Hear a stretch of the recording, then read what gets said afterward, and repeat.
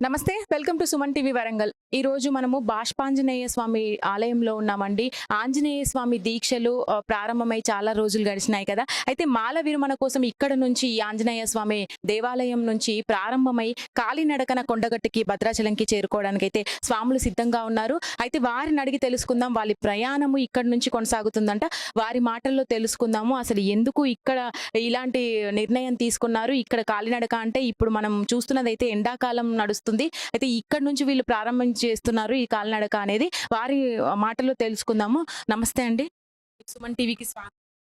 జై శ్రీరామ్. జై శ్రీరామ్. ఏంటండి అసలు ఈ కాలినడక అనేది మీరెందుకు ఇక్కడి నుంచి నిర్ణయం ఆ దేవుని కోసం మన భక్తి అది అంతే. తీసుకుంటే మొదటిసారి ఒక 2 టైమ్స్ కొండగట్టుకెళ్ళాను. ఇప్పుడు భద్రాచలం వెళ్తాను. భద్రాచలం అవును. సుమారుగా ఎన్ని కిలోమీటర్స్? 180 కిలోమీటర్స్. 180 కిలోమీటర్స్. మరి అదే కాలినడకన ప్రతిరోజు కంటిన్యూ చేస్తారా? అంటే ఏదైనా evening time, night day time rest తీసుకుంటాం. హనుమాన్ గుళ్ళకి ఇట్లా సాయంత్రం ఎన్ని గంటలకు మరి? 5 o'clock స్టార్ట్ చేస్తాం. మళ్ళీ రాత్రంతా చేస్తుంటారా? మన ఓపిక ఉన్నంతసేపు నడుస్తాం. తర్వాత రెస్ట్ తీసుకుంటాం, మళ్ళీ నడుస్తూనే ఉంటాం. అంతే. స్వామి మీరు చెప్పండి. అంటే కొండగట్టుకు వెళ్తున్నారు కదా! అవును మేడం. ఎన్ని కిలోమీటర్లు? 110 కిలోమీటర్లు ఉంటుంది. ఇదే మొదటిసారి. సేమ్ నేను ఇదే ఫస్ట్ టైము పాదయాత్ర చేయడం. నైట్ టైము 6 o'clock అట్లా ఈవినింగ్ 6కు స్టార్ట్ అవుతాం. ఎర్లీ మార్నింగ్ వరకు నడుస్తాం. మళ్ళీ ఈ ఎండ వచ్చిందని అంటే రెస్ట్ తీసుకుంటాం. ఇక ఎండ లేకుంటే ఒకవేళ వర్షం పడితే వర్షంలో కూడా నడుస్తాం. అంటే ఈ మాల టైంలలో అంటే అక్కడికి వెళ్ళే వరకు కూడా మీ మాల అనేది కంటిన్యూగా ఉంటుంది కదా! అంటే ప్రతీది ఇక్కడ చేసినట్టుగానే అదే నియమాలు నియమాలు ఉంటాయి. అదే నియమాలు ఉంటాయి మేడం. సాయంత్రం పొద్దున్న పూజ చేస్తాం. పూజ చేసినాకనే ఏదైనా వాటర్ కానీ ఏదైనా కానీ తీసుకుంటాం. అప్పటిదాకా ఏం ముట్టుకోమన్నట్టు. పూజ చేసినాకనే ఏది చేసినా కూడా. అంటే ఈ సంకల్పానికి గట్టి నిర్ణయం ఏంటి? అంటే ఎందుకు? దేవుడు, భగవంతుడు అంతే. అంటే ఇప్పుడు నుంచి స్టార్ట్ చేస్తున్నారు కదా మీరు. అంటే ప్రతి సంవత్సరం ఇలాగే చేయాలని అనుకుంటున్నారు. అది భగవదేచ్ఛ. మన చేతిలో ఏముంటది స్వామి. ఆయన ఎట్లా కల్పిస్తే అట్లా చేస్తాం. ఇది మేము అనుకున్నది కాదు. ఆయన అనుకున్నది మేము చేస్తాన్నాం. ఈ ప్రయాణంలో ఎలాంటి ఆటుపోట్లు లేకుండా మీరు స్వామివారిని చేరాలని మేము కూడా మనస్ఫూర్తిగా కోరుకుంటున్నాం. సుమన్ టీవీ తరపున మీకు కూడా అది ధన్యవాదాలు తెలుపుకుంటున్నాం. మన హిందుత్వాన్ని చాటుతూ మీరు వెళ్తున్నారు. అది మీకు మంచిగా సాగాలి మీ ప్రయాణం అనేది అయితే కోరుకుంటున్నాం. ధన్యవాదాలు. జై శ్రీరామ్, జై హనుమాన్. నేను ఈ ఆనంద బాష్పాంజనేయ స్వామి దేవాలయానికి గురుస్వామిని. ఇది నాది 23వ సంవత్సరము. 2001లో నేను ప్రారంభించాను ఈ మాల ధారణ. ఇప్పటి వరకు యథావిధిగా ఉంది. ఇంకా భక్తులు అనేది పెరుగుతున్నారు. ఎందుకంటే భగవంతుని పైన నమ్మకం పెరుగుతుంది. అదేవిధంగా ఈరోజు విశిష్ట ఏంటంటే మా కుటుంబం సాములం ఇప్పుడు 35 మంది ఉన్నాము.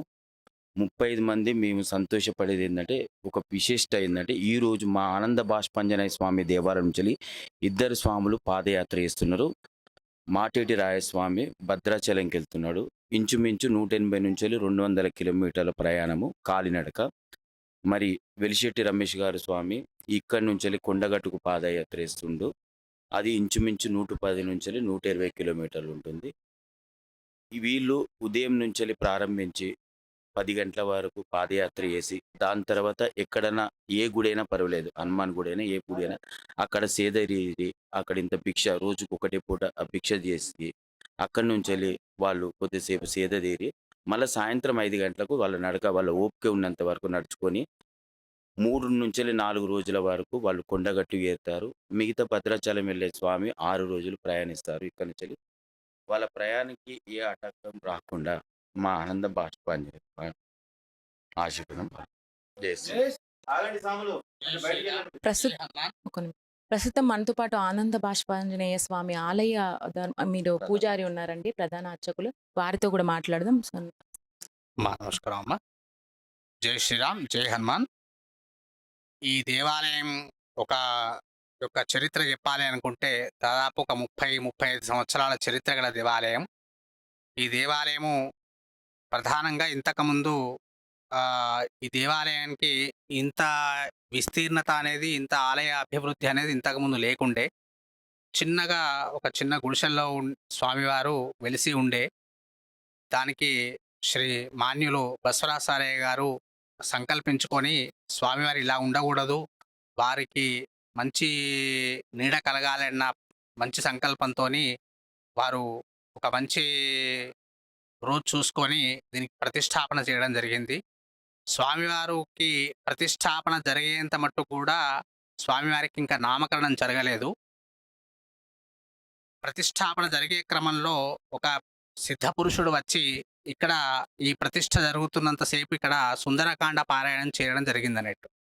ఆ సుందరకాండ పారాయణం జరుగుతున్నంత సేపు స్వామివారి యొక్క కంటిధారంలోంచి కంటి నుండి ఆనంద బాష్పాలనేవి రావడం గమనించడం జరిగింది.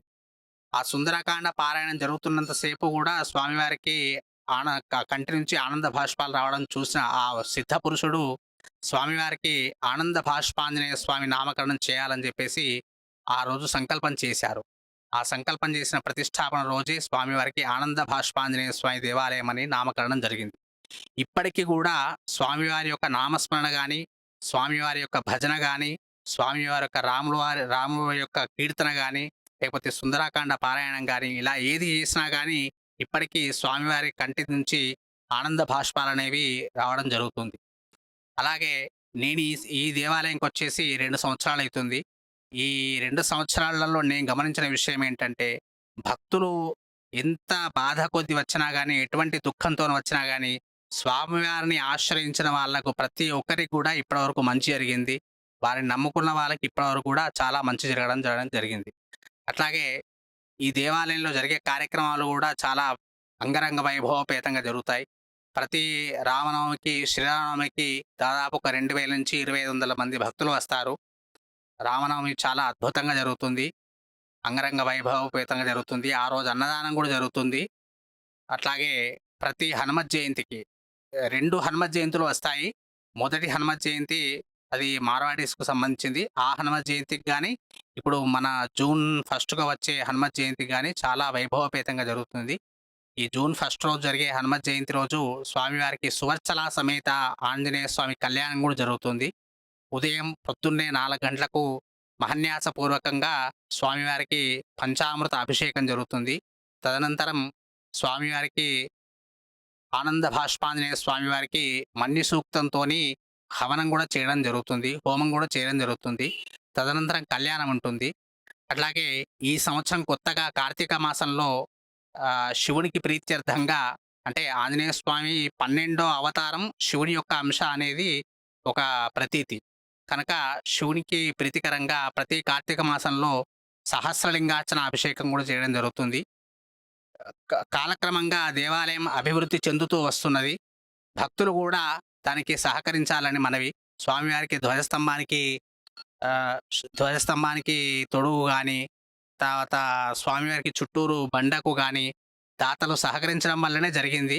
దాతల యొక్క సహకారంతోనే దేవాలయం అభివృద్ధి చెందుతుంది. భక్తుల యొక్క సహకారంతోనే దేవాలయం అభివృద్ధి చెందుతుంది. కనుక భక్తులు యథోక్తంగా వచ్చి స్వామివారికి సహాయ సహకారాలు అందించాలి. స్వామివారి దేవాలయ అభివృద్ధికి తోడ్పడాలని భగవంతుని కోరుకుంటున్నాము.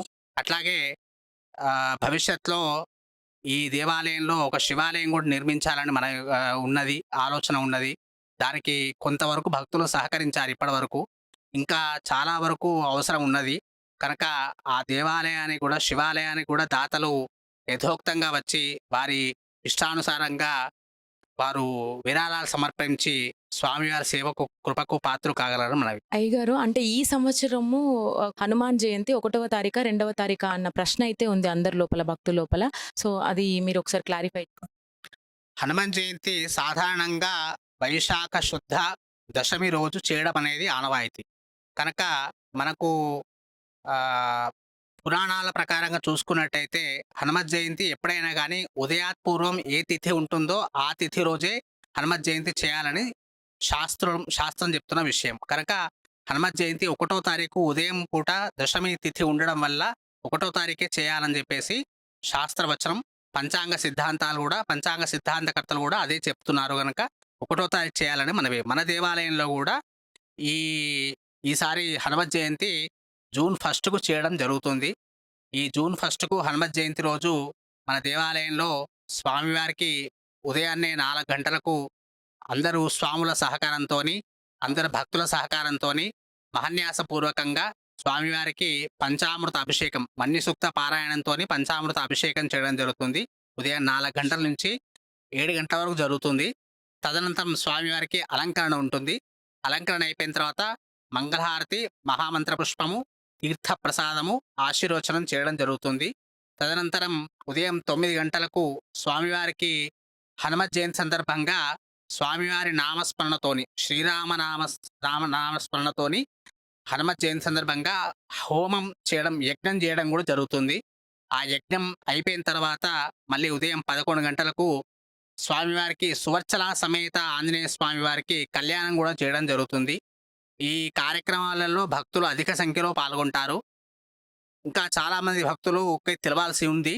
చాలామంది భక్తులకు ఈ మీడియా ద్వారా, సుమన్ టీవీ మీడియా ద్వారా అందరికీ భక్తులకు ఈ విషయం తెలిసి భక్తులందరూ వచ్చి చాలా పెద్ద సంఖ్యలో భక్తులు ఇందులో కార్యక్రమంలో పాల్గొని స్వామివారి కృపకు పాత్రలు కావాలని మనవి.